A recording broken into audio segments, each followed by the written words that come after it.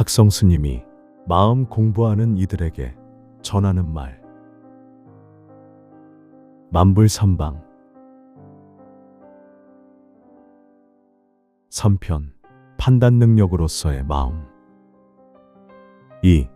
올바른 씀을 위한 마음. 의지와 더불어 행동은 마음을 쓰는 과정으로서 종합적이고 최종적으로 신체 조직들의 명령을 내고 행동으로 옮기는 과정이다. 인간의 마음은 입력된 그대로만 출력하는 기계적 작동이 아니라 판단하고 의지를 세워 행동으로 옮기는 작용을 통해 새로운 변화를 가능케 한다. 인간은 판단과 의지와 붓다의 가르침을 통해 마음을 올바로 씀으로써 행복의 경지를 향하여 긍정적으로 변화해 갈 수 있다.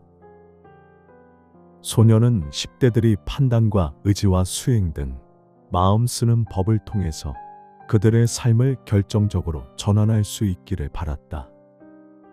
10대들이 자신이 물려받아 쌓아온 부정적 정보와 유산을 한순간에 태워 없애고 긍정적이고 행복한 삶을 살기를 바랐다. 나아가 그렇게 전환된 10대들이 또다시 다른 모든 사람의 삶도 그렇게 전환시켜주는 인생을 살도록 인도하고 싶었다. 소녀는 이런 마음을 먹은 뒤 이것을 일생의 과제로 차츰 굳혀갔다.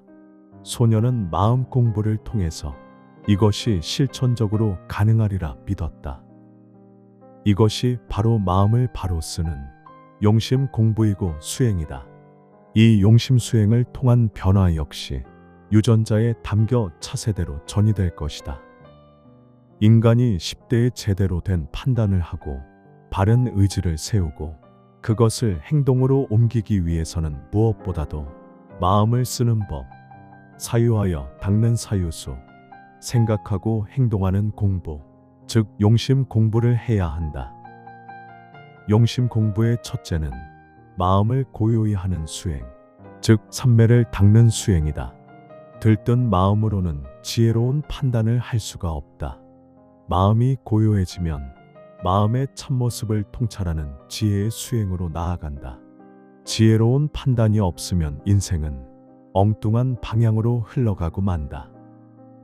마음을 고요히 하는 수행, 명상 수행을 해야만 지혜로운 판단을 할 수 있고 궁극적으로 자신의 성품을 깨닫는 견성을 이룰 수 있다. 마음을 고요히 하는 수행을 통해 자신의 본래 성품, 자신의 참모습을 깨닫는 것이 급선무이다. 신라시대 위대한 천재적 철학자이자 수행자였던 의상은 화엄일승, 일명 법성계라는 명절을 통해 우리 마음의 신비한 공능을 밝혔다.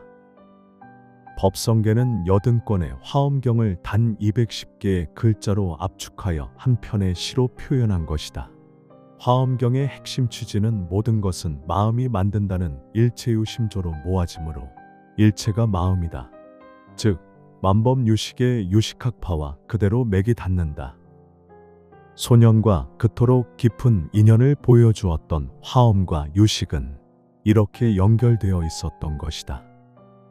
법성계에서 말하는 법이란 진리이자 바로 다름 아닌 우리의 마음이다. 법성계의 첫 마디는 이렇게 인간 마음의 참모습을 노래한다. 법의 성품 원흉하여 두 모습 없고 모든 법 흔들림 없어 본디 고요하다. 이름도 형상도 없어 모두 초월하니 깨친 이가 알 뿐 다른 자의 경지 아니로다. 참된 성품은 진정 깊고도 오묘하여 자기 성품 고집 않고 인연 따라 이루네. 유식학파와 화엄경에서 법, 즉 진리란 마음이다. 그 마음의 성품은 모든 것을 갖추고 있다. 즉 인간의 모든 문제는 마음의 문제이고 마음으로 해결할 수 있고 마음으로 해결할 수밖에 없다. 마음 말고 다른 데서 길을 찾을 필요도 없고 찾을 수도 없다는 뜻이다. 그런데 사실은 우리의 마음은 아무 문제가 없고 괴로움이 없어서 본래의 완전함을 갖추고 있다. 그러나 보통 사람은 이 경지와 경계를 쉽게 알 수가 없다. 마음은 이렇다 저렇다 인간의 개념과 생각으로 묘사할 수 있는 대상이 아니기 때문이다. 만일 우리가 우리의 마음을 대상화하거나 개념화를 시도한다면 즉시 마음의 참모습에서 멀어질 뿐이다. 마음은 어떠한 일정한 모습으로도 개념으로도 묘사가 불가능하다. 그것은 깨달음을 이루신 붓다만이 가능하다. 그러나 반면에 우리의 마음이 이처럼 대상화되고 개념화될 수 없는 존재로서 하나의 고착화된 실체가 아니기에 모든 원인과 조건에 대응하여 천변만화로 작용할 수 있는 것이다. 이것이 법성, 마음의 미묘한 능력이다. 소녀는 이 마음의 미묘한 능력을 한껏 발휘하여 올바로 쓰고자 했다. 마음의 능력을 성취하고 발휘하기 위해서는 이미 이룬 붓다에 그것을 준용해야만 한다. 그래서 일찍부터 화엄사상의 인연이 닿고 이에 눈뜬 소녀는 그토록 치열하게 마음의 탐구에 온 힘을 쏟았던 것이다. 앞서 봉안사에서의 5년 고행을 진술하기에 앞서 말했듯이 소녀는 심지어 자신의 전생부터 이러한 인연에 따라 자신의 인생이 어떤 하나의 길을 따라 진행되어 왔다고 느꼈다.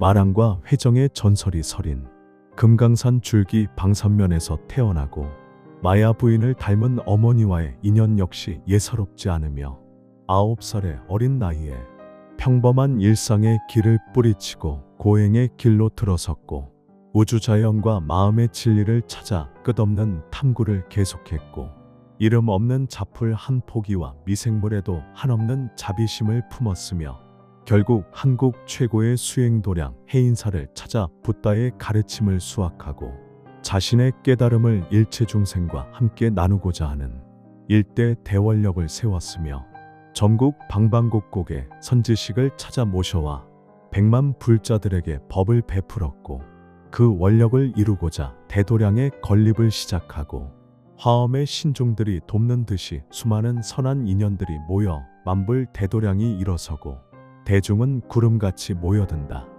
그의 원력은 성취를 이루었고 이제 정점을 향해 나아가고 있다. 이제 그는 한국을 넘어 세계의 중생을 제도하는 웅지를 품고 날아오르고자 한다. 소녀는 무엇보다도 10대에 일찍 구도의 길에 들어서야 한다고 믿었다. 그래서 10대들이 일찍 깨닫고 일찍 성취를 이루어 오래도록 세상에 기여할 수 있도록 돕기 위한 작업을 시작했다. 그 가운데서 가장 중요한 과제는 마음을 깨닫는 일이다.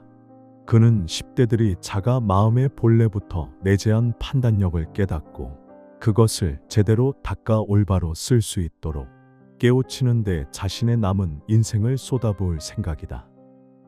그러나 마음을 깨닫는다고 해서 모든 것이 완결되는 것은 아니다. 깨달음을 이루더라도 오래된 습관, 습기는 남는다. 오랜 반복적 행위로 누적된 그 습기는 단박에 제거되지 않는다. 아주 천천히 하나하나 차근차근 닦아 나아가야 한다. 마음 닦는 공부는 5가지 큰 마음을 일으키는 길이다. 첫째는 대의심이다. 말이든 책이든 남 따라 설렁설렁 믿어서는 안 된다. 모든 현상에서 원인과 동기를 파악하고 사실 확인을 해야 한다. 조사 스님은 물론 부처님의 말씀까지도 철저하게 파고드는 의심을 거쳐 사실 확인을 해야 한다. 둘째는 대신심이다. 철저한 의심을 거쳐 확인하고 결단했다면 목숨을 걸고 믿어야 한다. 목에 칼이 들어와도 물러서지 않는 신심이 있어야 한다. 셋째는 대욕심이다. 욕심은 욕망이 아니라 하고자 하는 마음을 말한다. 목표를 정했다면 그것이 지구를 들어야 하는 일이라면 들고자 덤벼야 한다. 밥도 잠도 있고 목숨마저 바쳐서라도 이루고자 해야 한다. 넷째는 대분심이다. 부처님도 깨닫고 조사들도 깨달았는데 나는 왜 아직 못 깨닫는가? 억울해서 못 살겠다고 분통이 하늘을 찔러야 한다. 다섯째는 대원력이다. 내 반드시 마음을 깨달아 대자유의 해탈을 이루고 일체의 공덕을 온 중생을 위하여 회양하리라. 일체 중생을 남김없이 모두 깨달아 해탈케 하리라고 하는 상구보리 하와 중생의 위대한 서원을 세워야 한다. 이렇게 마음씀과 수행을 행동으로 옮김으로써 소녀는 마음의 평안과 행복을 완성시켜 갈 수 있었다. 소녀는 뇌과학의 성과들을 수용하면서 자신의 마음을 공부해 갈수록 점점 더 이에 대한 확신이 깊어갔다. 인간의 마음에 대한 주장들을 그냥 믿기보다는 실험적, 실증적, 논리적으로 입증된 사실에 마음이 쏠리는 것은 그에게 아주 자연스러웠다. 그는 이러한 과학의 성과들을 받아들이면서 사람과 자신의 몸과 마음에 대한 이해를 차츰 심화시켜 갔다.